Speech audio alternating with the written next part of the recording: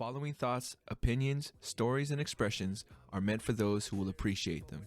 If you don't, we hope you keep an open soul to encounter another here on 34 Questions. Peace. In 3, 2, 1. What's going on, folks? Welcome to 34 Questions. I'm your host, 34, and tonight we have a very special guest. IllAl is in the building. How you doing tonight, sir? Doing very well. Thank you for having me. I appreciate it. Thank you for coming on. I'm doing well myself. It is a Monday. I don't know. For you, are you on the West Coast, East Coast? Where are you at right now? I'm in the Southwest, so I'm over here in Phoenix. Gotcha. So I think we're like an hour apart. Yeah. I mean, yeah. I know Arizona doesn't do the daylight savings time thing, so Skipped it. No time for it. For sure. For sure, man. So I mean, I'm out here in Cali, and it's like super dark and whatnot. But I hope your week is starting pretty strong. Good week so far. So far, so good. How's your week? It's good, man.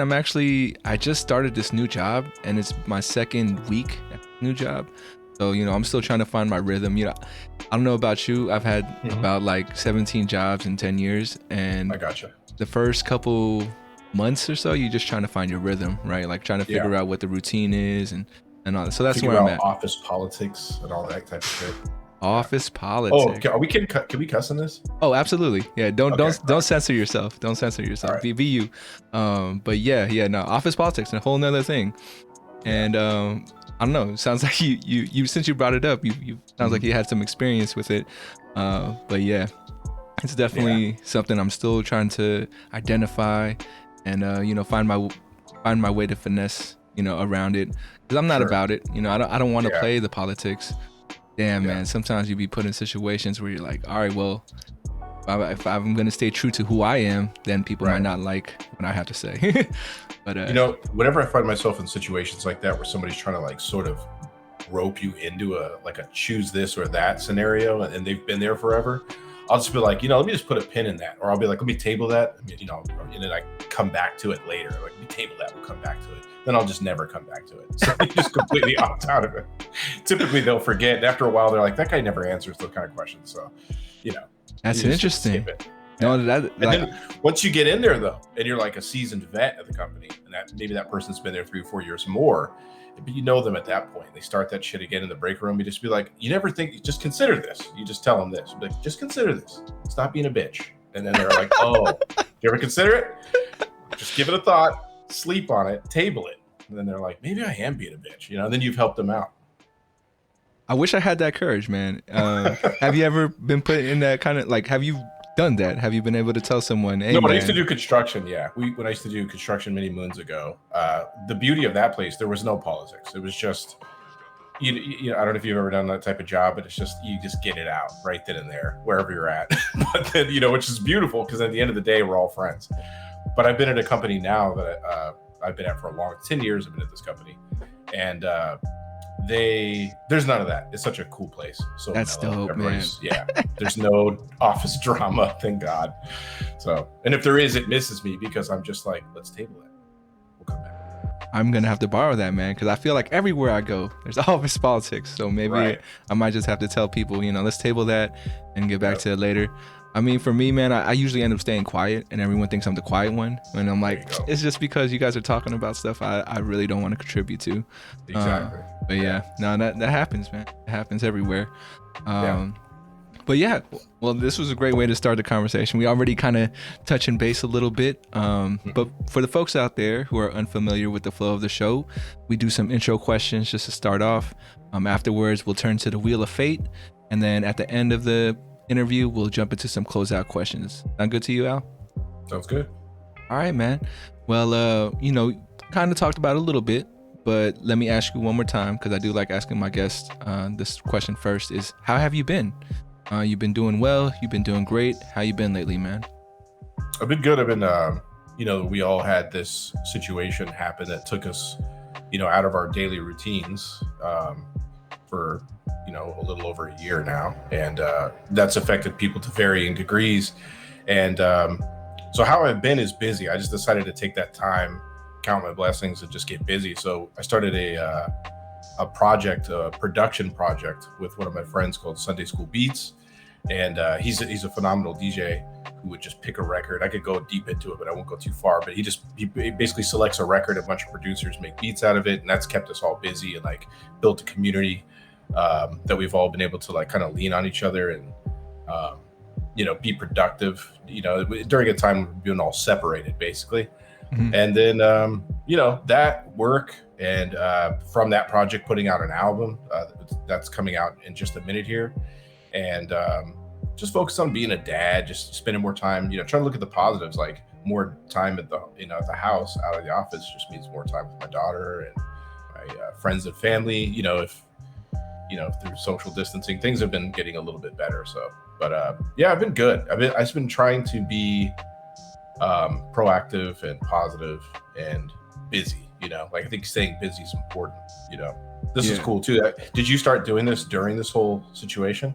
Oh yeah, man. I was I think I touched on podcasts a long time ago. One of my teachers was like, "Oh, you should podcast," and I was like, "Whatever, it's not a big of a deal." And then all of a sudden it blows up. So, but yeah, so I've always had this interest to have these conversations with folks. But I think the quarantine and like just everything was happening. I had this job where I was working graveyard shift.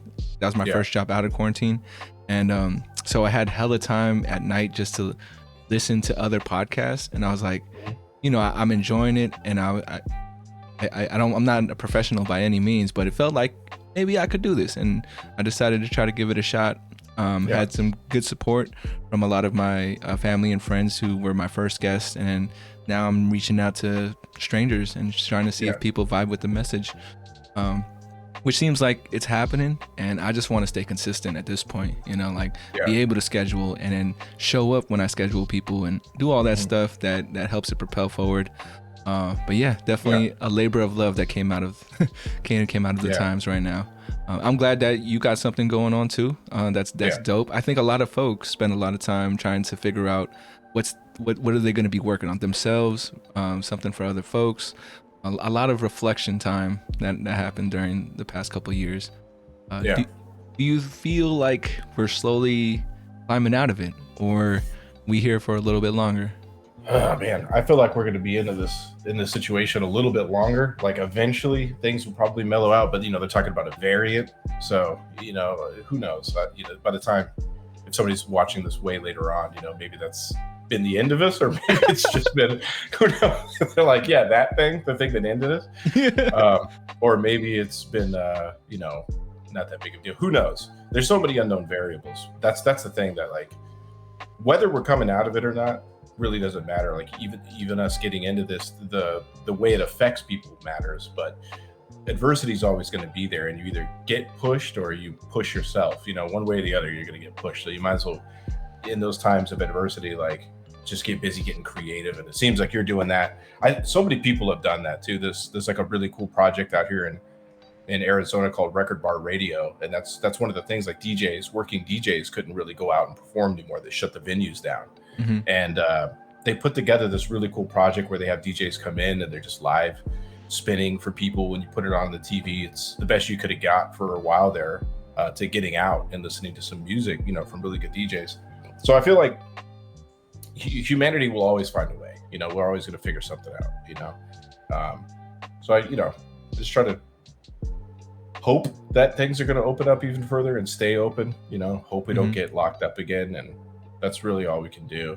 Whether we do or don't, though, I think we're all probably just going to keep doing this stuff. So, you know what I mean? Yeah. I actually work at a high school right now, and I've been thinking about how the new variant is going to, throw a wrench into everyone's plans. So I don't know. I mean, I think we heard about it over the weekend. So I'm sure leading up to Christmas, there's going to be a lot of talk and news around it. But yeah, fingers crossed.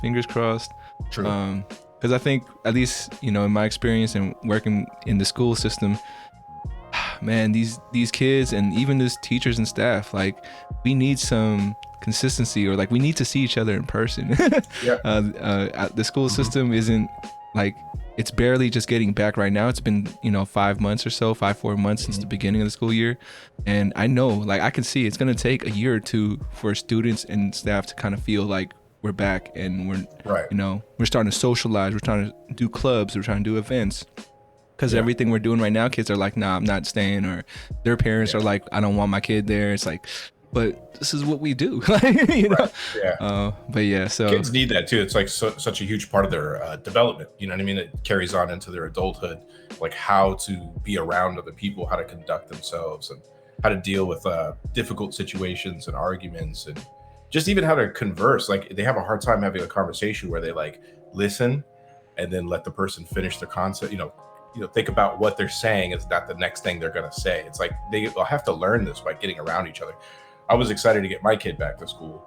She did a year off campus from her laptop, and as a little kid, that's hard to do. Just they don't have any concept of a computer. She does now, but and again, that's the thing. I guess it's just looking at the positives. Like I was just happy that she was able to get the opportunity to get good at using a computer, and she can type, and now she's like trying to make levels and Roblox and stuff like this. So it's kind of cool. All of it, some kind of good there. Yeah. It's the effects we won't, really truly know, right? Like I can judge it right now in the past 6 months, but how these kids grow up, like you said, the next 4 or 5 years for them is really what we're going to see, like how quarantine affected them. I was just talking to a teacher about this, how like the freshmen that we have right now missed all of 8th grade last year. So, they're coming from like the middle school perspective and then jumping into high school, and they're like, I'm still in middle school, like, or in that mode. Yeah. So yeah. That's gotta be weird, man. Yeah, that's tough. Well, we'll gotta take our time, man. Sure. We can't rush it. Cause I think that's just gonna end up being more problematic, but we'll see what happens in the next couple of years. Jumping into the warm-up questions right now. My first one for you is, what would you like the audience to know about you? I guess, what would I like the audience to know? So any person that comes across this video, you're staring at me. Who's this guy? I guess to summarize myself, you know what I mean? I'm just another guy out there, just doing my thing, trying to live by the golden rule. I was born in California, moved to Arizona. So, interesting story behind all that, but here I am. Been here since the 80s. I'm in my 40s, and I've, pretty much spent a lot of my life focusing on music and the community that we have here in Arizona. There's a really amazing hip hop scene here. We have Phoenix, Tucson, Flagstaff. There's a lot of like really cool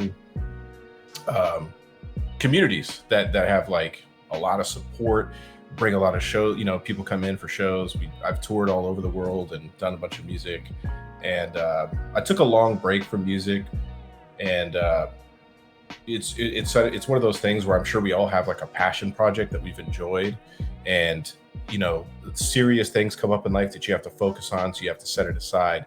And I'm at that space in my life right now where I'm able to kind of dive back into that passion project a bit. So I'm in that like fun stage of my life where I'm like a little bit older and have more control of like the various situations in my life, and I can really like put a lot of effort into my music and focus I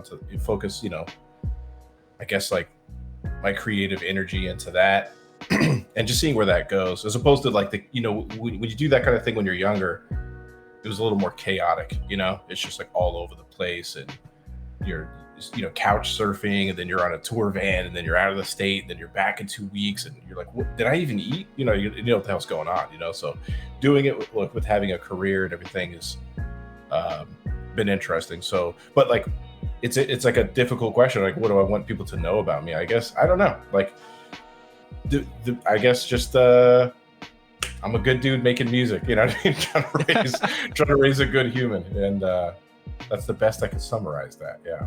I got you, man. I think you were able to perfectly answer that question. And so you mentioned you were in the hip hop Arizona scene, and I think that's how you got into my recommended people to follow. Okay. Is because I don't know if you've heard either of Balisong Music or Doctrine, or I Am Doctrine. I don't think I have. They are two. Well, Balisong. I'm butchering it, and it's a Filipino word, and I'm Filipino, and I'm still butchering it. But Bali Song Music is a brother and sister group. They are both rappers, and yeah, they were my first, I think, Arizona hip hop act that came on, and then also I Am Doctrine. He does Christian hip hop, and he's also super like. I know he's active because I see it on my feed all the time. He's doing promoting shows and doing all that. So yeah, if you have never heard of him, maybe check him out. Maybe like you guys are in the community, so I don't know, maybe there's a way to if you're interested and they're interested to, you know, chop it up. Absolutely. But yeah, that's probably how it happened. And yeah, I know all about taking breaks. My first dream and first pursuit was to be a rapper, and I had been doing that, you know, from like my teens up until I turned 27, 28, and my dad was like, "You're not a famous rapper. What you gonna do now?" And I'm like, really nice, yeah. Like, you're right, Dad. Well, let me figure out something else. Which I don't. It's not that I never stopped rapping. It's just that, you know, as far as like what I needed to prioritize and, you know, put my energy into kind of changed. But yeah, I still believe, you know, when I become 60, I'll drop a fire mixtape that everyone's gonna be like, who's the 60-year-old rapper, like, you know, dropping playing right now. So that's how There's I something about that age adds something to it. Like, just jumping back. I mean, when I was doing music last time around, I was in my 20s. You know, this time around, in my 40s, I'm like, there's something different about it. There's a grizzled element to it. You've done some living, you know, some things have happened that matter and that leave a little bit of damage in your armor. And then that kind of shows up in your creative outlet. Because, you know, when you're younger, you're not really like, you're just sort of rebelling, I feel like. That's what I was doing. You know, the war had just started when I put my record out, the one that just ended, you know. It's interesting, right? And I was really opposed to that, and I didn't think we should have gone, and all the stuff that goes into that. But ultimately, I feel like age adds something, you know, to your creation. So could be a good thing, you know. Like even MF Doom, like, you know, he did the whole thing with you know, rest in peace, MF Doom. He was in KMD, and then, you know, there was a break, and he comes back as MF Doom, this like grizzled, you know, warrior of words, as it were. He's amazing. So. Damn. Yeah, I gotta remember about FF Doom's journey as well. No doubt. The reason why I stopped too is that I felt like, you know, as an artist, we would like to write about what we're going through and, you know, find a way to express ourselves. And I was just like, every song felt like it was the same song for me, at least. I was always talking about coming up from the struggle. Talking about, you know, enjoying weed and all that stuff. So yeah, it was very repetitive, and I felt like at a certain point, like I had to live life a little bit, you know, or like do different things with my life, and you know, maybe I'll have a new story to tell afterwards. And yeah, so maybe maybe that switch will turn back on my 40s, or hopefully sooner. You probably won't have the struggle rap anymore. The struggle rap, I think we have our time for that, you know, because it's there for sure. That's interesting you say that too, because it kind of pairs into the question you first asked me about what would I want people to know about me. I think the best way to answer that, now that I thought about it for a little bit further, is just that you could only answer that question for any period of time that you're living in. It's like, what would I want you to know about me right now? Because I'm never the same. You know what I mean? So that kind of pairs with the music, because what you would know about me from listening to my record when I was 25 in 2005 has nothing to do with who I am now, you know? And that's why I think lyrics left. The record I'm putting out on the 1st of December here is an instrumental record, because I don't really have anything to say. Like, there's no like message I got to get out verbally. It's just a vibe that I want to create right now. I think I'm trying to like say less, you know, and just show more of the music. So that's kind of where I went with that. That sounds dope. I'm gonna tune in, because I am the kind of rapper who looks up something type beat on YouTube and just like try to see what comes up. But but yeah, I'll check it out. So, what do you enjoy more, rapping or producing? So yeah, currently I enjoy producing.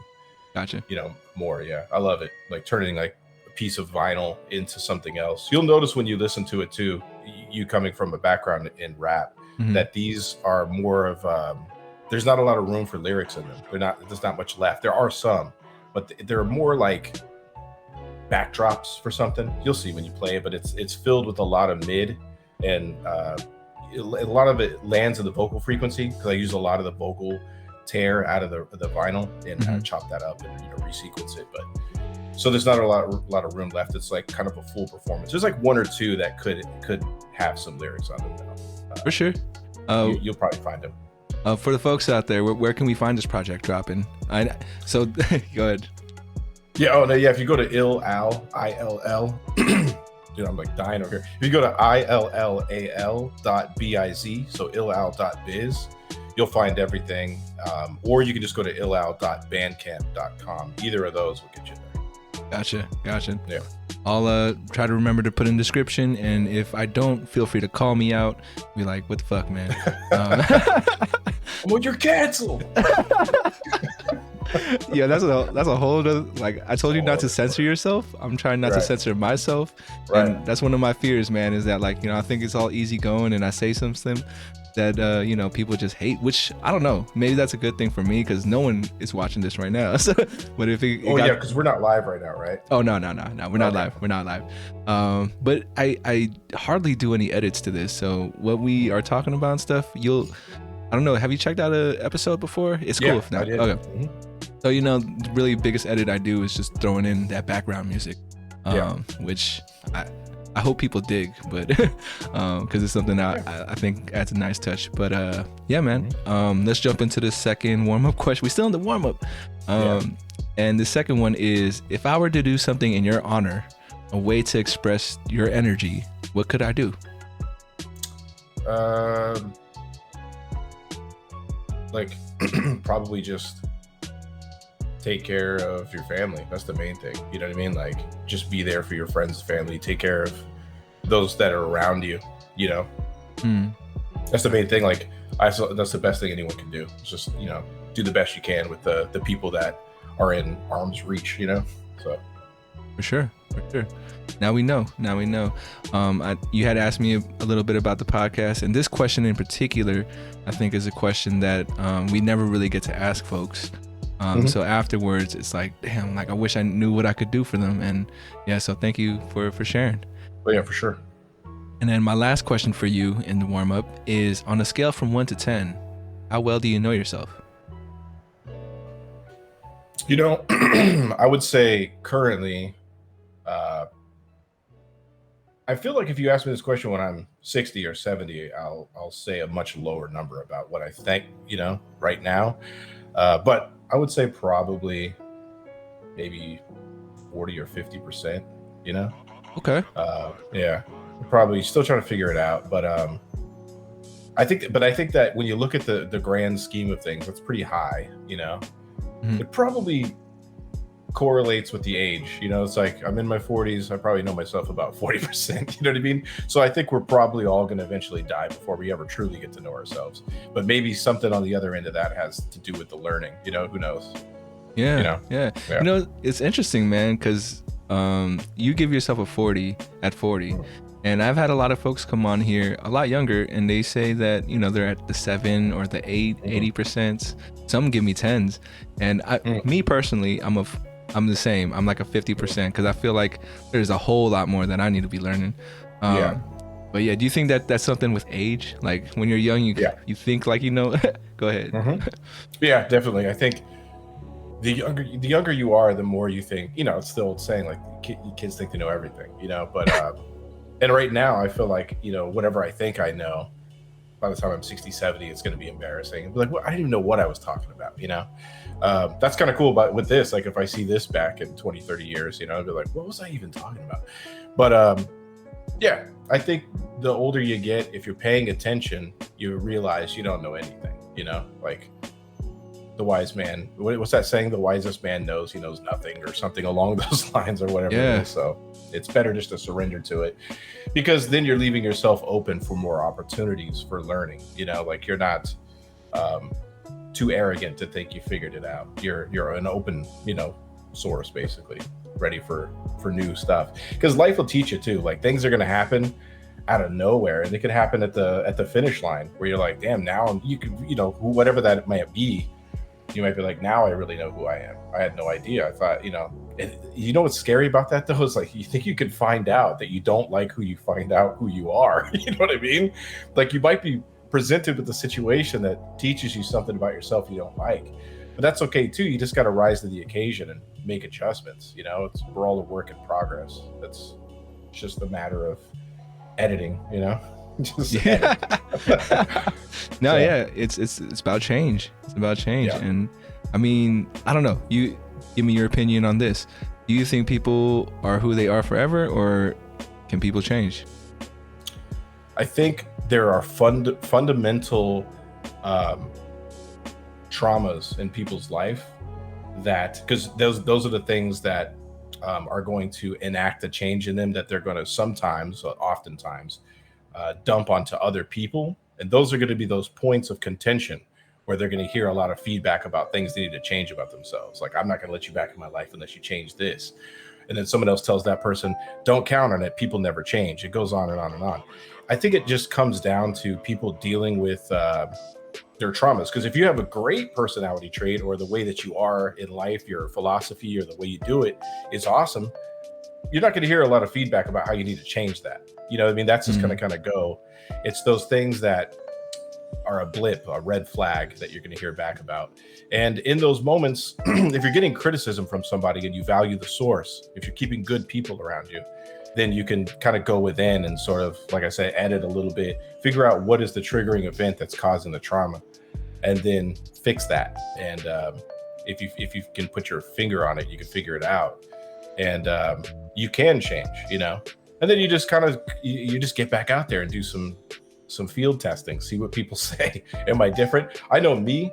When I was 25, I was a spicy dude. I was not the nicest guy, and if I met that guy today, I'd be like, you need to relax. That would be that red flag I'm telling him. You're like, you need to calm down. And it just took some living, and I did change. There's a lot of people I didn't see for a long time, even coming back into music, telling me like, damn, dude, you're so mellow now. It's like crazy being around you. I was like, well, you have a kid, like have life kick your ass a few times. You know what I mean? Like it'll humble you. Just give it time, And so I think anybody can change. So yes, people can change. For sure, man. I mean, I think that was a great way to put it. One thing for me that I'm always conscious of, and I don't know if it's a compliment or a slight to me, but people from my past always tell me, oh man, you haven't changed. Oh, yeah. And then I'm all like, is that good? And I'm just like, I don't think they ever mean it in an ill way, but in my mind, like, just feel like I should be growing, I should be changing, I should be doing different things. Then I have a whole bunch of people tell me like, it's like you're the same person that I knew from way back, da da da. Yeah. And I'm like, well, shit, maybe I should change something drastic. But I'm also very comfortable with what I think, like you said, are a positive way of looking at life. That's where my confidence comes from, is that I think I do have that. And I can be stubborn, where people try to tell me, oh no, you should be thinking this way and that, and I'm always like, nah, this is I like how I think. But yeah, like I try to be humble and try to remind myself that, like, I'm definitely not the smartest person, and there's a lot more to learn. So yeah, like when I try to speak from where I'm at, I always tell people, like, it's just my opinion. This is from my perspective, my experience. Don't take anything I say for like, oh, this is how things should be done. Right.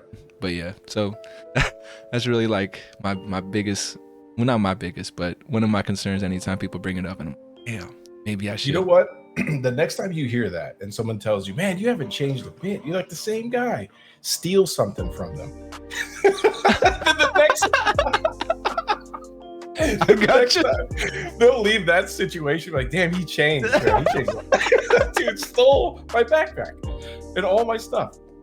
I might just have to punch him in the gut real quick, like, yeah, dude. You think I'm the same now? Like, that'll work. Yep. That's drastic. Give it some change. Totally different from who I was. One follow-up question to this last one was, what would you say is a common misconception about you? Oh, I don't know what people perceive about me, I guess, or what conceptions they have, but probably that, man, I don't know. That's a tough one, because I don't know what people think. I don't have the hive mind. It's all good. Just wondering, like, if you ever noticed where, you've been asked a question or people say something, you have to correct them, you know. But Yeah. yeah, if you never had that situation, it's all good. Well, all right, man. Well, we made it to the main portion of the interview. We're gonna turn to the Wheel of Fate right now, Okay. and then I'm gonna give it a spin. And then I don't know if you can see the points around it, but I'm gonna try to write down all the numbers that all the points kind of fall onto. I gotcha. So that first one, I work around the one with the silver or the gray triangle is gonna be the first Yeah. one. Okay. We got 20, 16, 12, 7, 3, 33, 28, 24. All right, boss. Here we go. Where would you like to start? Easy, medium, or hard? Let's get it's interesting. What is the metric by which you weighted the difficulty of these? This is all subjective Okay. from my point of view. Where like I feel like, okay, this might be a little hard, this might be a little intrusive, might be, yeah. So it's all up to you.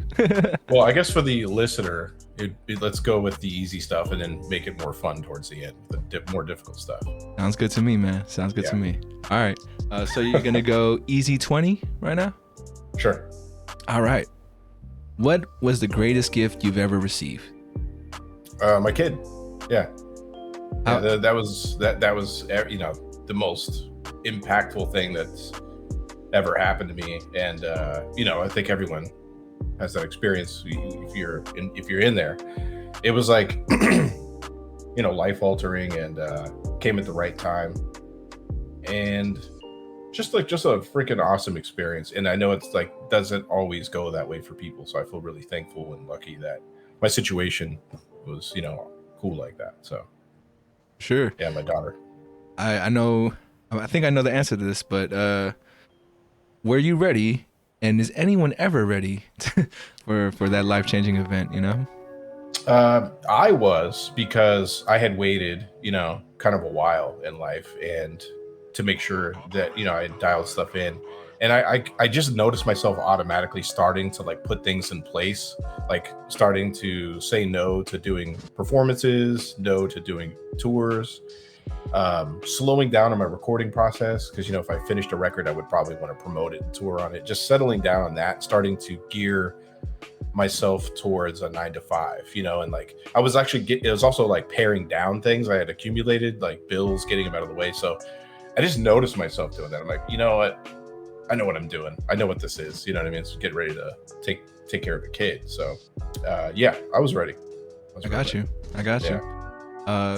You mind me asking, how old is your child now? She's 8. Yeah. 8. 8. Is it getting easier or harder to raise a child? It was always easy, because it depends, I guess, on, I've dealt with a lot of things that were hard in my life. And so this was all good, even the tough stuff, even the hardest of things. And, it gets, it's so complicated in certain situations, but even the most difficult things were good problems to have, good problems to have. So I like, it was easy.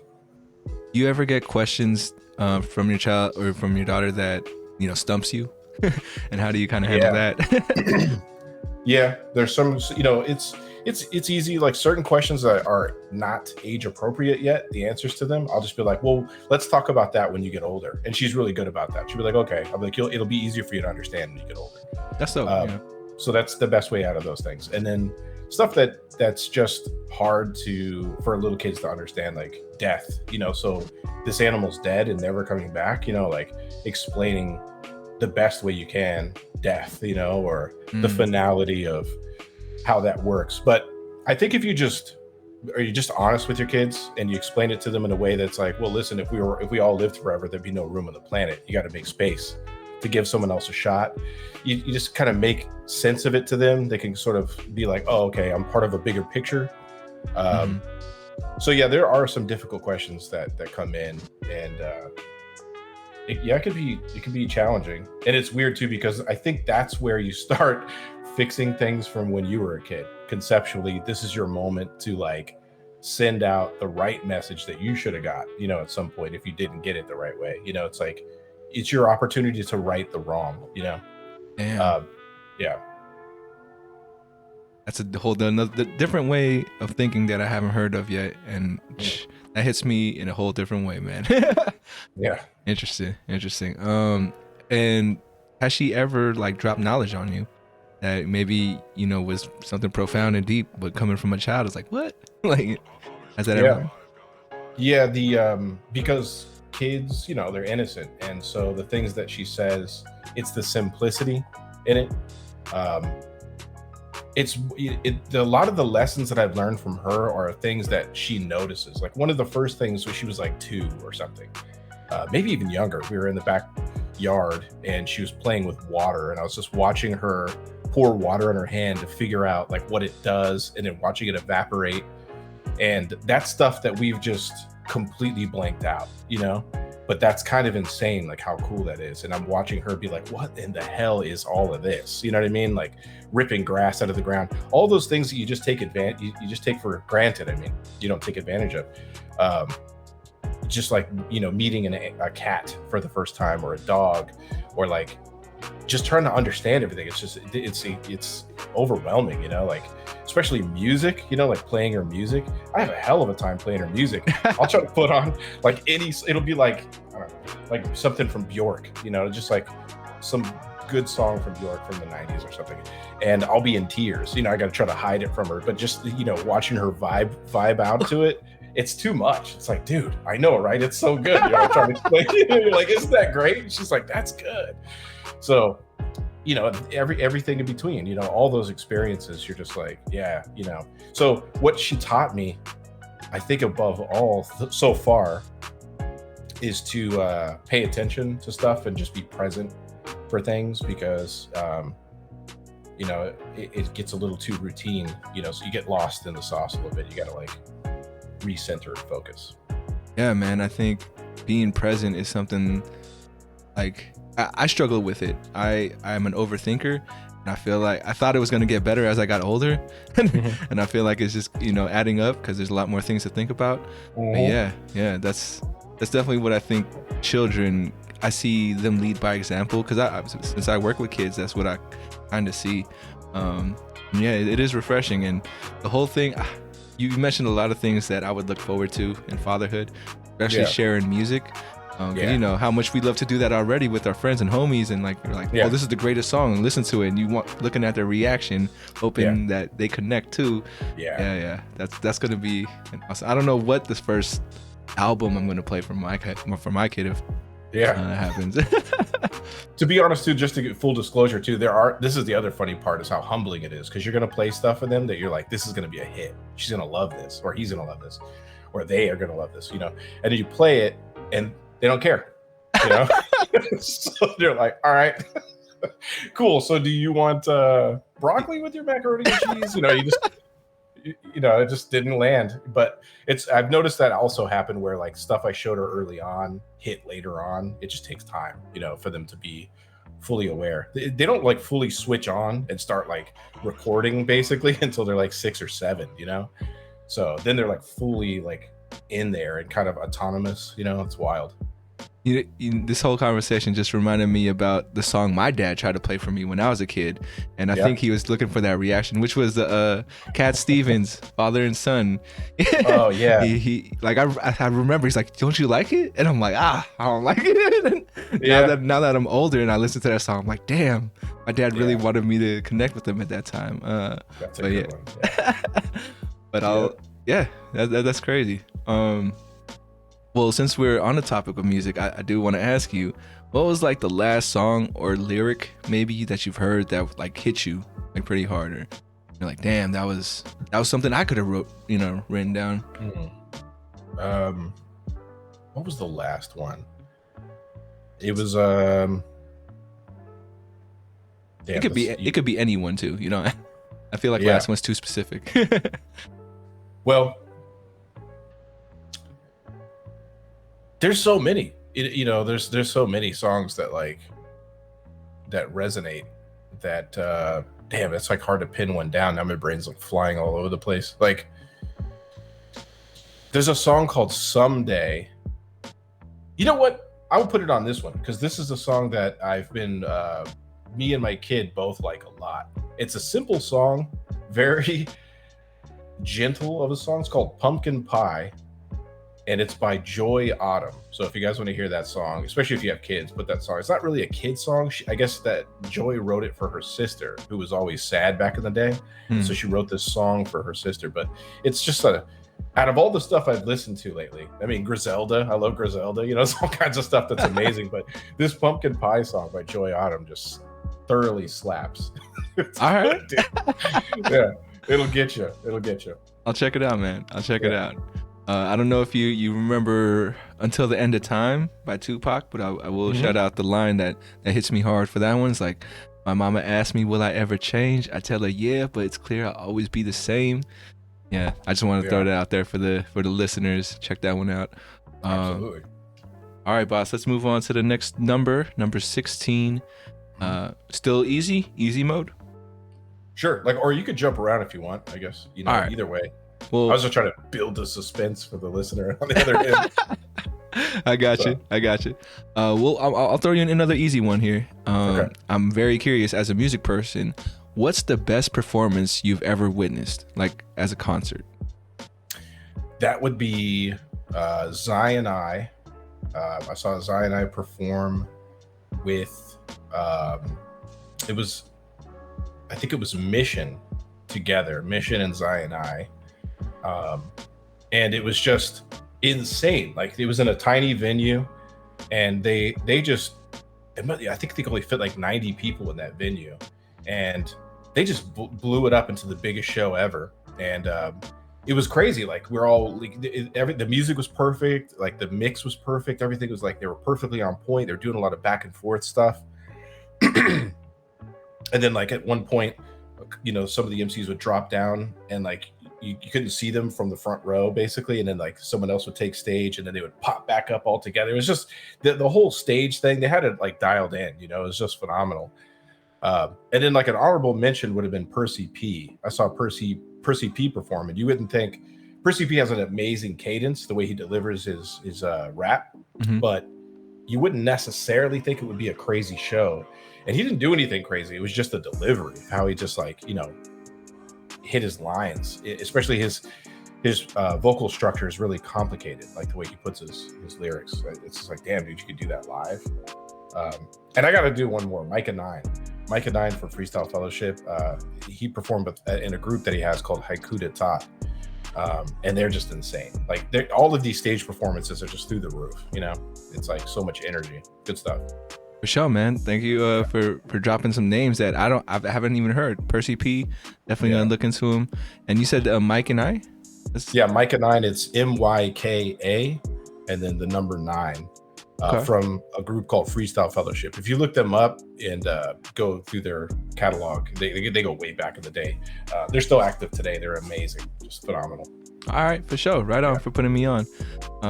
And one of my biggest issues as a rapper was the performing side, because I was more of coming from like that East Coast conscious rap Nas type kind of flow. Coming from the Bay, it's not the most popular music out here.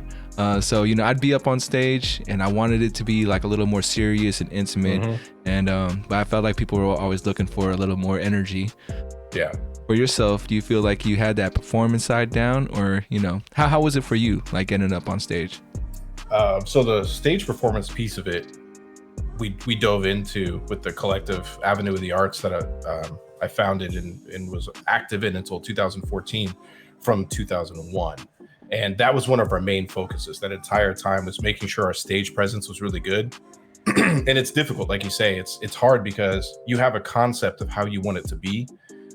It got easier for me when I realized that it's okay to be comfortable with it being entertaining, because it's like, it is an art project for you, but then for the person coming to see you, they just want to be entertained, you know? So it's not like a comedian where you can read the room and then like maybe adjust your set to, you know, your jokes, I guess, or like how you're going to approach, especially if you have like a large set of jokes. as you know, but like with your music, you can move songs around. You'd be like, all right, this crowd is kind of a party crowd. They're not going to be into my song about, you know, the war or something. They're going to want to hear some party tracks. And if you have those at your repertoire, you can kind of change up the set list. And then, so figuring those steps out made it easier. The thing that like tripped me out was like the fans that would show up, because I had a different idea going into doing music of who I was like making it for, you know. I was, do you know who the Living Legends are? Yeah. That group, Immerse. I was always like a fan of Living Legends. So I was like, all right, I like love those guys. I was like, I want my fans to be like Living Legends fans. You know, they're going to be into this and blah, blah, blah, blah. This is, you know, me being like 19, 20 years old at the time. And then you realize that you just attract the people to you that are attracted to your music. That's just the way it's going to be. And they're going to be however they're going to be. That was a big hurdle because the vibe is different. It's like, oh, okay, this is a different type of crowd. I did have a conscious crowd, you know, and Living Legends is conscious as well, but it's just sort of like, it's like real life shit. You know, they're just talking, it's just like West Coast Wu-Tang, you know? Whereas like the stuff I was talking about at times was a little heavier, you know?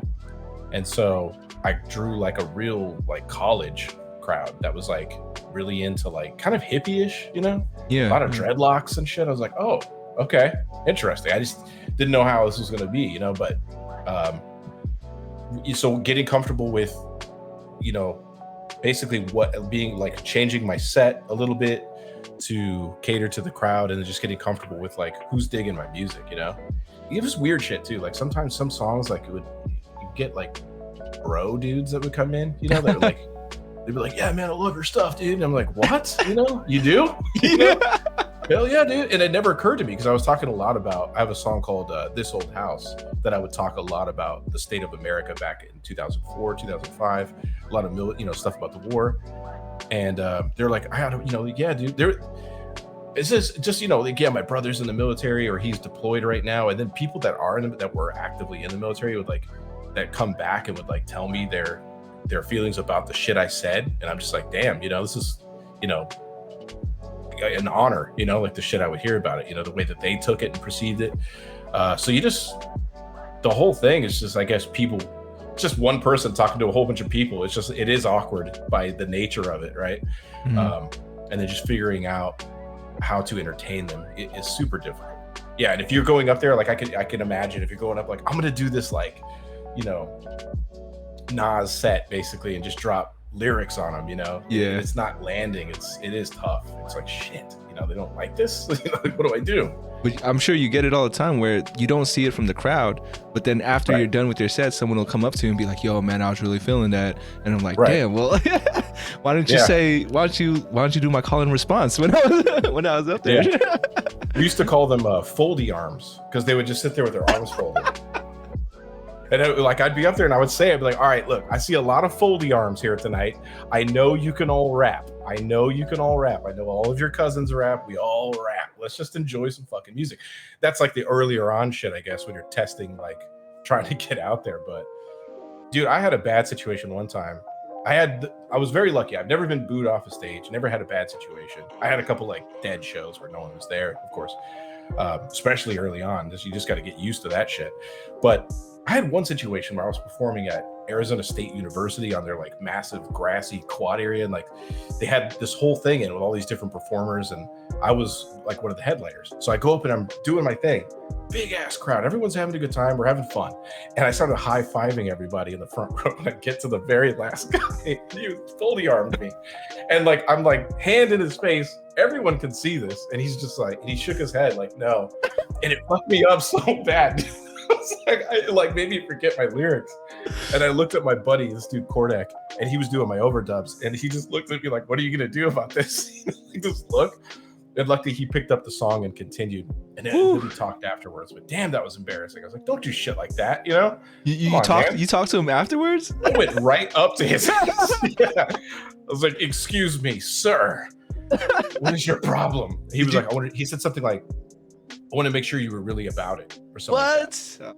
I was like, God damn it, dude! From the front row, you got to make sure that happens. Like, man. Then he gave me a prop. He like propped me. He bought a CD, which don't exist anymore. So he bought a relic of musical. That's crazy, man. Yeah. Because I am the Foley arm guy at a lot of shows, but I think I wouldn't. I mean, I would definitely like want to provide some energy back to the performer, Sure. right? Like, if To they're be out fair, there. it's like I guess we all are the Foley, because you don't realize it. You're just standing. It's an uncomfortable situation. You're looking up and staring at this person, especially if they're not. And if you already went through a couple people that weren't good, and you're like, oh shit, my back's starting to hurt. And then but on the flip side of that, I also don't like when they're like every 2 seconds to like make some noise, put your hand up. It's like, why don't you make me put my hand up? How about that?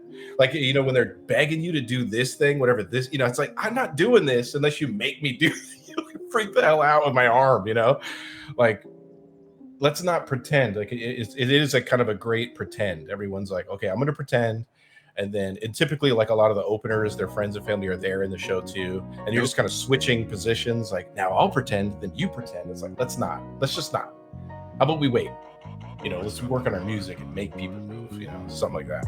I got you, man. I mean, in this conversation, man, I'm just thinking about what I would do differently if I was on stage, and you know, I'd probably just try to get people to be like, you know, nod your head with me, or like something like that. And well, if you want to, what you could do is just like throw stuff at them, because then they gotta catch it. Just throw items at them. Here's a bunch of like CDs, lanyards. Dude, I threw a CD out one time at a show, and nobody caught it. Oh, I was throwing CDs out, zipping them across, and then this person here, I zipped the CD. It was a girl. The CD was flying and caught her right in the head, dude. And she wasn't paying attention. And like, I zipped it out, and I saw the whole thing. It was like slow motion, and it hit her real hard. And the CD like fell it was like audibly loud, and the music was playing. She still hear like, and she was like, "Who threw that?" Like, you know, she freaked out. And I'm looking at everyone like, "Please do not tell this boy." He fucking did it. He's on stage. Oh well. Yeah, exactly. Man. That's crazy, man. Yeah. Yo, I gotta let you know, bro. We made it to the last 10 minutes of the interview. Right. But I guess I feel like we should throw one hard question in there one time. Cool. So we're gonna do 7 hard, and this one is: are you using your time wisely? That's not hard. Well, not to you. Yeah. True. Yeah, this is I am using it as wisely as I think I can at the moment. Again, I think that's one of those things that, like, if I look at my past, I can judge that, you know, better. You know, I can look at that from like hindsight is 2020. So I could be like, man, I could have really been doing something better with my time, or like, no, that was spot on. I should have been doing that. You know, and I think that the question I think you're asking then there is do you live with regret? Right? It's a kind of what you're asking, because it's like, are you spending your time wisely? Because you're going to regret it if you don't. You know, like I pragmatically, I try to look at the long game, the farthest reach of like whatever's going to happen, right? For example, like if you decide to suddenly take up the habit of doing meth, you have a quick trajectory to death. You know what I mean? So yeah, I got you. Probably not the best. You're definitely going to be living in regret. So therefore, I think I am. And I think I'm in an important part where I don't exactly, like, I know certain parts of my life are good, you know? I know I'm in good standing with everybody. So I know when I spend time with people, we all come away feeling good about it, you know? So these are all good things. I know I have like no vices, you know what I mean? Like, so therefore I'm not spending my time damaging myself or anything. And I'm a little proud of myself about, and you too. I'm proud of you too, because like all of us that have come through this time of like weird, scary difficultness with a new project at the other end of it, you know, like all of us that like worked on ourselves and did the difficult, scary thing of like creating something that we're just going to put out there. And like for your journey, it sounds like you're like, I'm just going to get out there and start interviewing people, because like practice makes better. You know, it doesn't make perfect, but practice makes better. And to get better, you got to do it. A lot of people opt out of the do it part, you know? And so they don't spend their time doing anything. They just are a human being. You know, they're just being. You got to be a human doing, you know? So like, I'm kind of like a human that's just doing music, doing the dad thing, doing like, the relationship thing and like the family thing and job thing. And I feel like I'm doing them pretty well. If I can keep those plates spinning, when the time comes in retrospect, I'll probably feel like I spent my time right with no regrets. That's how I feel at this point, even about my past. I do see certain parts where I could have done something better, especially when I was like around 28. Man, that was one of the hardest times of my life with like transitioning out of music. Like, who the hell am I? Like, what am I doing then? You know what I mean? I tried a big project back in 2008 and it failed. I learned a lot about failure. I failed slow on that one though. That was stupid. See, that's a regret. I should have learned to fail fast and like hurry up and learn from it and move forward. Now I'm super comfortable with failure. If I fail something, like I fail all the time, like mess this up, mess that up, and make, but they're smaller and they're not as like, I don't live in them. I'm just like, I live better because of them, So I feel like I'm doing better, we'll, like all the time. And, I'm, like I say, like I'm excited about this project. You know what I mean? Like I'm just starting to hear back from it, like putting this stuff out. I'm super excited about that, man. Like it's where a lot of my focus is. And then 6 months from now, I'll be like, what album? You know what I mean? Like right now, you know what I mean? It's like all consuming. So yeah, I feel like I'm spending my time well for the moment, with the facilities at hand, Oh yeah, I enjoyed this time we spent together. I spent this time. This was fun. For sure, man. I'm glad you had fun. It's been great on my end, so definitely appreciate the energy. But yeah, I think you hit it spot on as far as. I thought you were going to ask me like, who is God? So who is God? Well, I mean, damn, man. You want to answer that question right now? You want to do it? That is hard. In a nutshell, for you, like, give me like. How can you put that statement? Who is God for you in like a nutshell? Since you brought it up. I have no idea. No idea. There's some sort of, I have no clue. I don't think any of us have any idea what the hell's going on. Probably something to do with UAPs, dude. It's probably something to do with like aliens. Who knows, man? Something powerful made all this shit. I don't know. Well, something made the good, the bad, and the indifferent. So. I think we can dive into a lot more, but we'll table it for another time. There you go, table it. Perfect. Yeah. I'm working on it, man. I'm working on it. I'm stealing your move. But this next part, before we jump into the closeout questions, this one's gonna be you talking to you. So be prepared. You'll be looking at yourself straight in the screen. But it's called the 34th mantra. I want you to fill out. Finish the phrase below. I am, I can, I will. So for yourself, fill in 3 blanks. I am blank, I can blank, I will blank. How would you fill that out for yourself? Let's see. I would say I am doing my best. I can plan my work, and I will work my plan. That's probably it. Oh, if you ever need a reminder, now you got that little sound clip of you talking to yourself. Yeah, saying it right to you. All right, man. Well, let's jump into this final stretch. This next question is going to be from my previous guest. I want to shout out to Christian. Yes, Christian. Don't worry, bro.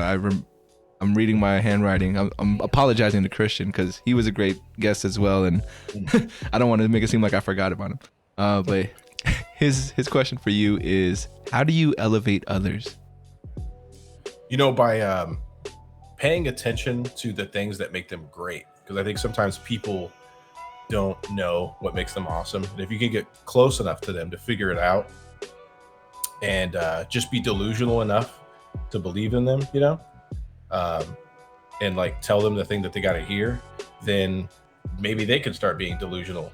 Sometimes people who don't believe in themselves will really put themselves down, and it's because they're being too realistic. They're like, what are the chances that any of this is going to work?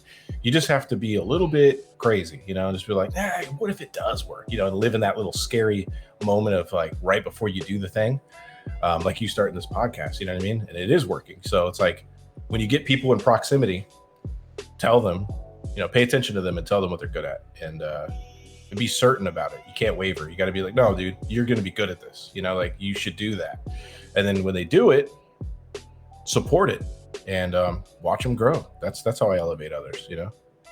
I hear you, man. Something can definitely take into my work. I work after school programs with teenagers. So yeah, it's all about finding about what their goals are, what they want to do, what are they passionate about. And then I don't know about you, but in high school, I was not listening to any adult really. So that's my challenge. Try to show them that like, hey, this is as authentic as it can be, and I just want the best for you. So yeah. I will be listening, and hopefully they will hear what I have to say. Yeah. And my second to last question for you is, what would you like to ask the next guest that comes down to 34 questions? Who is God? And I'm with it. I'm with it. I'll say, you know what? Let me see. I would say, okay, this is interesting because I was asked this question in my friend's podcast recently. He asked a question that I struggled with that I had to think about because I knew it was coming.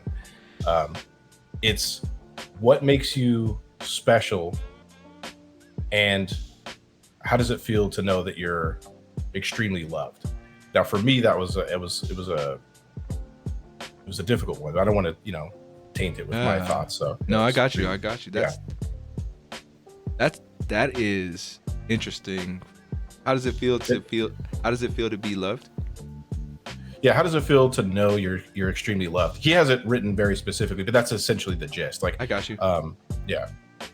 Well, writing it down. How does it feel to know you're extremely special and that you're very loved, or something like that? And that's David Miranda. He has that question with his podcast, which is called Just Give Me 5. So if you guys want to check that out, he does a cool series. Oh man, I'm about to reach out to him right after this interview. Yeah, he's awesome. That's a great question. He's a great guy. Yeah, man. I think that question definitely puts people in a vulnerable position. Yeah, man. Yeah. I feel that. And then my last question for you, man, the question that ties everything together, 100 years from now, maybe even just 50 years from now, you got your descendants and maybe your daughter is watching this. What would you like to tell her or tell them? That, you know what? The most important thing, because this will ruin everything for you, is to not worry. Worry is the ruiner, the great ruiner. Worrying is like a rocking chair. It'll give you something to do, but you won't get anywhere. That's the main thing you got to remember. So worry less and live more. That's the thing. Like, if she's watching this years from now, it's like every little thing that you're beating yourself up about, it doesn't matter. Physical objects, the things that you own can start to own you. Like, don't get caught up in all the worldly stuff. Just none of it's going to go with you. And if you took everything in your life right now and dumped it into like a trash can, 20 years from now, you wouldn't be able to itemize it on a list. Like, nothing matters, all that matters is the experiences that you have, the connection with people. So was that the question that you asked me? What would I want them to know? Yeah. No, that was great right there. Yeah. No doubt. I wholeheartedly agree with you. And I think it's great advice for anyone listening in the future. Yeah, man. I try not to worry. And anytime I ever do, it's all about trying to keep the big picture in mind, right? Like, see how life is a lot bigger than just happening in my head. Right. Yeah. Don't worry. Nothing matters. No one gets out alive. Just that fun. No one gets out of this alive. So I like that last one right there. Yeah, man. Well, any last things you'd like to add before we head out of here? Man, just thanks for having me on. It was cool, have that pop up and just be like, yeah, I'll do that. This is a fun experience. I know. I'm always thinking like how people perceive it, right? Like, and I know there's folks out there that might see it's like, oh, this guy's just trying to get something from me or like whatever. But I definitely appreciate folks like you willing to take a chance on someone sliding into your DMs and just being like, hey, I got this thing going on. Would you like to come through? But yeah, I'm super appreciative. And hopefully, other folks out there can get the energy, get the feel, get the vibe from, the videos I have out there. So thank you for helping me build this thing. My whole goal is to get into the Guinness World Record books. Most people interviewed. No one's claimed it. So I'm just That's cool. Yeah, I know. Yeah. It's just out there. But your name's going to be on that list because, you're helping me build this thing. Love it. Well, for sure, man. I want to thank all the folks out there. If you're listening on Spotify, Apple Podcasts, or checking this out on YouTube, definitely appreciate your time as well. IllAl, it's been a pleasure. It's been great. Thank you for coming through and sharing your story, man. Definitely appreciate it. Thanks for having me. Appreciate it. Absolutely. And hopefully you can come back and do some hard questions, because apparently everything was easy for you. We'll see. Maybe down the road. Yeah. Remember, folks, to reach out, reach forward. As always, much love. And we'll catch you guys next time on 34 Questions. Peace. See ya. And then it fades out there.